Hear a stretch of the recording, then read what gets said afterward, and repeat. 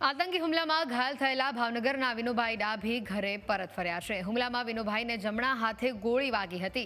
વિનુભાઈ ઘરે પહોંચતા જ પરિવારે હવે રાહતનો શ્વાસ લીધો છે। ભાવનગરના સાંસદ નીમુબેન બાંભણિયા અને સરકારનો તેઓએ આભાર માન્યો છે। ભાવનગરથી સમાચાર સામે આવી રહ્યા છે। ઘાયલ થયેલા મુસાફર જે કાશ્મીર ફરવા ગયા હતા વિનુભાઈ ડાભી તે હવે પોતાના વતન પરત ફર્યા છે।